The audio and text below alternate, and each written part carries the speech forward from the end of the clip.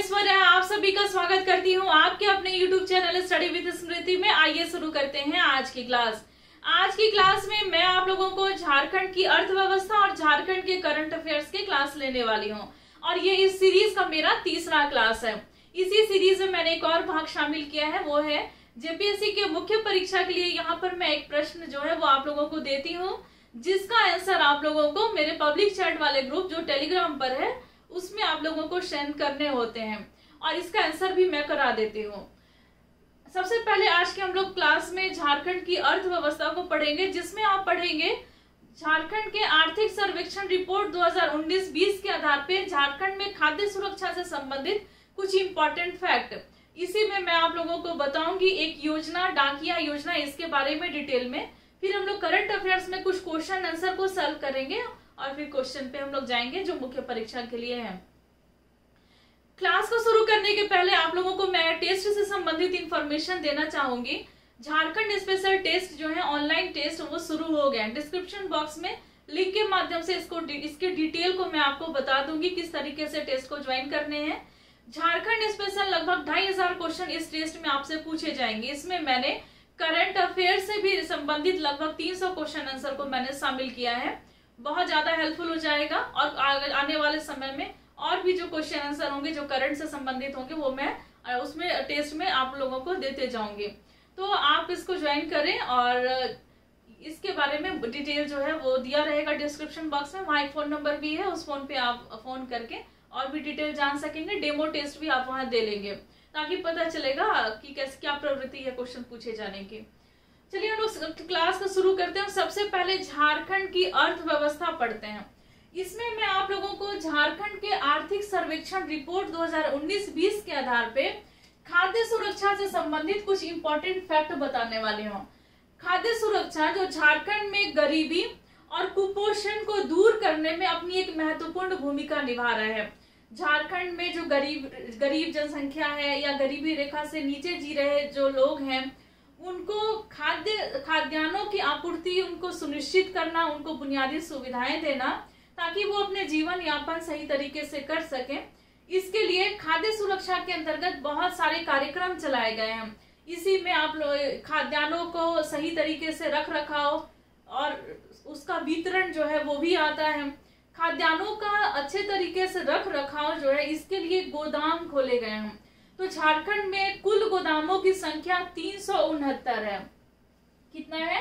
तो 369 गोदाम है झारखंड में और इस गोदाम की जो क्षमता है वो 1.61 मीट्रिक टन है। क्षमता कितनी है? तो 1.61 मीट्रिक टन। और आप लोगों से मैं माफी चाहूंगी, कहीं कहीं होता है क्लास लेने के क्रम में कि जो टन है वो स्लिप कर जाता है और मैं कुछ दूसरा चीज प्रोनाउंस कर देती हूँ। जैसे कि कल के क्लास में मैंने आईटीआई को कहीं पर आईआईटी बोल दिया था, तो इसके लिए मैं आपसे क्षमा चाहूंगी और ऐसी गलती को आप लोग प्लीज नजरअंदाज करते हैं और मैं भी कोशिश करूंगी कि इसको सुधारने की। देखिए सबसे ज्यादा जो गोदाम है झारखंड में वो गढ़वा जिले में है। गढ़वा जिले में कुल 30 गोदाम है।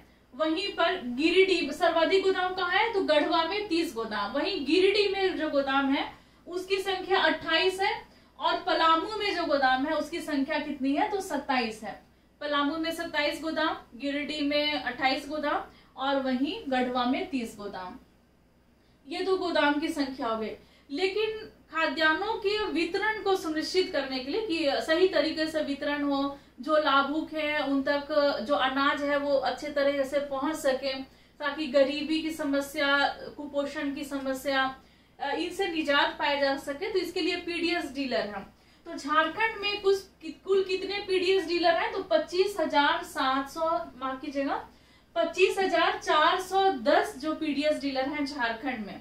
नवीनतम आंकड़ा है ये।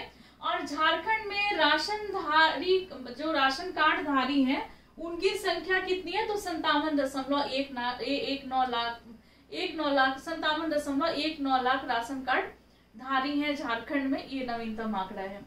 अब आप जानेंगे इसी क्रम में एक योजना, डाकिया योजना, और मैं कोशिश करूंगी हर क्लास में एक ना एक योजना को बताऊं क्योंकि जेपीएससी की तैयारी कर रहे स्टूडेंट और जेएसएससी सीजीएल की तैयारी कर रहे स्टूडेंट के लिए योजना जो है पढ़ना बहुत जरूरी है। यहाँ से 3-4 क्वेश्चन जो है जेएसएससी में पूछे जाएंगे, वही जेपीएससी में इससे 5 या उससे कहीं अधिक क्वेश्चन जो है वो आ सकते हैं।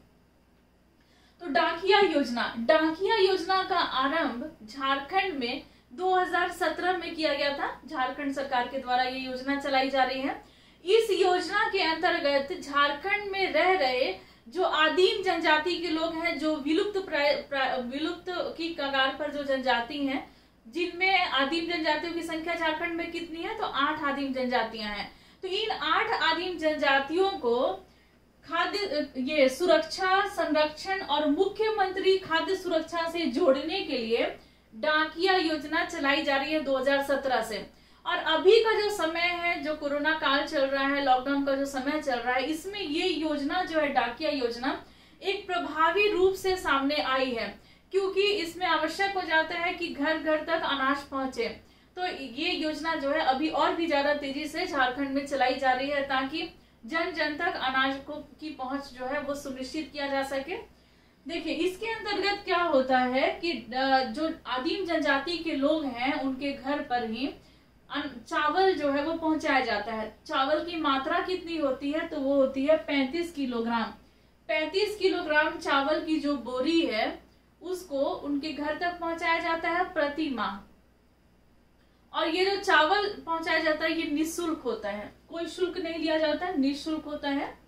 और झारखंड में अब हम लोग थोड़ा आदिम जनजातियों के बारे में जान लेते हैं, ताकि रिवीजन भी हो जाएगा। और 2011 का जो जनगणना है उसके आधार पे इनकी संख्या को भी मैंने यहाँ बताया है।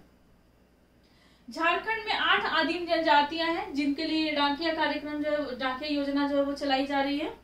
कौन कौन सी जनजातियां हैं, तो असुर, बिरहोर, बिरजिया, कोरबा, परैया, सबर, माल पहाड़िया और सौरिया पहाड़िया। इसी में असुर की जनसंख्या झारखंड में कितनी है, असुर जनजाति की, जो झारखंड की सबसे प्राचीन जनजाति है असुर जनजाति, विलुप्ति के कगार पर है। इनकी जनसंख्या जो है झारखंड में 22,495 है। वहीं पर बिरहोर जनजाति की संख्या झारखंड में 10,726 है। वहीं पर बिरजिया जनजाति की जनसंख्या जो है वो 6,276 है। कोरबा जनजाति की जनसंख्या 35,606 है। वहीं पर परैया जनजाति की संख्या 25,585 है। सबर जनजाति की जनसंख्या 9,688 है। माल पहाड़िया जनजाति की जनसंख्या जो है वो है 1,35,797।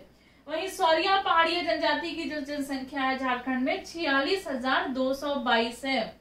तो ये इन जनजातियों की जनसंख्या है झारखंड में। प्रश्न पूछे जा सकते हैं। जनगणना 2011 के आधार पे आदिम जनजातियों की संख्या झारखंड में 2,92,395 है। और ये जनजाति जो है आदिम जनजाति डाकिया योजना का लाभ ले रहे हैं। 35 किलोग्राम प्रति माह चावल इनके पास जाता है। आपने जाना अर्थव्यवस्था से संबंधित कुछ महत्वपूर्ण बातें। अब आप जानेंगे झारखंड के करंट अफेयर्स को। सबसे पहला मैंने इसे प्रश्न उत्तर के रूप में इसको शामिल किया है। देखिए, झारखंड में एंटरप्रेन्योरशिप को बढ़ावा देने के उद्देश्य से आईआईएम रांची के किस संस्थान के साथ एमओयू हुआ। रांची में जो आईआईएम है इसका किस संस्थान के साथ एमओयू हुआ है, तो ये हुआ है ईडीआईआई, जो अहमदाबाद की संस्थान है ईडीआईआई, इसके द्वारा ये एक एमओयू हुआ है। किसके साथ, आईआईएम जो संस्थान है रांची की उसके साथ। इसका लाभ क्या होगा कि युवाओं को उद्यमशीलता और प्रबंधन में बेहतर रूप से युवाओं को तैयार किया जा सकता है। इसी कारण से इन दोनों जो संस्थान है इसके बीच में एमओयू हुआ है। तो युवाओं में उद्यमशीलता और प्रबंधन के गुण का विकास करने के लिए और उनको अच्छे तरीके से तैयार करने के लिए ये एमओयू साइन हुआ है। अब अगला जो क्वेश्चन है वो है, झारखंड में सरकारी स्कूल के शिक्षकों को किस ऐप के माध्यम से घर पर ही ट्रेन किया जाएगा। उनको घर पर ही ट्रेनिंग दी जाएगी। सरकारी स्कूल के शिक्षकों को किस ऐप के माध्यम से उनको ट्रेनिंग दी जाएगी, ताकि मतलब विषय से संबंधित ये ट्रेनिंग होगी। तो ये ऐप का नाम है द टीचर ऐप। ठीक है ना, ये 2 प्रश्न को मैंने शामिल किया है। आने वाले समय में प्रश्नों की संख्या जो है उसको मैं बढ़ाते जाऊंगी, फिलहाल इस सीरीज को हम लोगों को जारी रखना है, धीरे धीरे क्वेश्चन की संख्या जो है वो बढ़ते जाएगी। और जो प्रश्न है मुख्य परीक्षा के लिए वो भी मैं आप लोगों से शेयर कर दूं, ताकि इसका आंसर जो है आप टेलीग्राम के पब्लिक चैट वाले ग्रुप में आप शेयर करेंगे, डिस्क्रिप्शन बॉक्स में मैं उसका भी लिंक दे दूंगी। प्रश्न है, झारखंड में स्वास्थ्य सेवाओं एवं शिक्षा की स्थिति पर चर्चा करते हुए बताइए कि आम लोगों को इस क्षेत्र में कौन कौन सी कठिनाइयों का सामना करना पड़ता है। साथ ही झारखंड में स्वास्थ्य एवं शिक्षा की सेवाओं में सुधार हेतु कुछ उपाय सुझाइए। तो यहाँ पर 3 प्रश्न जो है एक साथ शामिल किया गया है। तो कौन कौन सा? तो झारखंड में स्वास्थ्य सेवाओं और शिक्षा की स्थिति ये बतानी है, क्या स्थिति है झारखंड में स्वास्थ्य सेवाओं की और शिक्षा की। और ये जो प्रश्न मैंने लिया है ये प्रश्न झारखंड की अर्थव्यवस्था से है और प्रश्न पत्र 5 का एक भाग है। तो ये एक पहला हो गया। और फिर ये बताना है कि कौन कौन सी कठिनाइयों का सामना करना पड़ रहा है इन क्षेत्रों में, स्वास्थ्य में और शिक्षा के क्षेत्रों में। चुनौती क्या क्या है सरकार के पास, लोगों के पास, इसके बारे में ये बतानी है।